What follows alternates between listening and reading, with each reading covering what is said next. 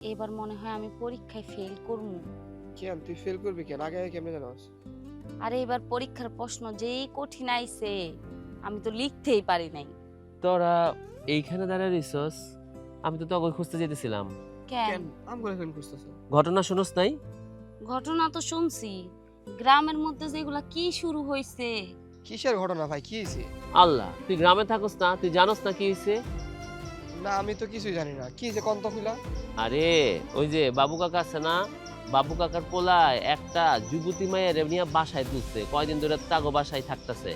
ওই যুবতী মায়ের সাথে বাবু চাচার পোলার কোনো সম্পর্ক আছে না, পরিবারের কোনো সম্পর্ক আছে? বাইরের একটা মাইয়াই না যদি বাড়ির মধ্যে রাখে, এটা একটা বাজে ব্যাপার না? বাজে ব্যাপারই তো। আচ্ছা, আমরা একটা কাম করি, আমরা যাইয়া এই বিষয়ে বাবু কাকার কাছে কই। হ্যাঁ, কইতে লাগবে। অবশ্যই কইতে লাগবো। একটা অবিবাহিত পোলা একটা অবিবাহিত মাইয়া একসাথে থাকবো, এটা কি হয়? দেখা গেছে পরে আজকে ও আনছে কালকে আরেকজন আনবো, গ্রামের মানুষ সবার কি থাকবো পরে?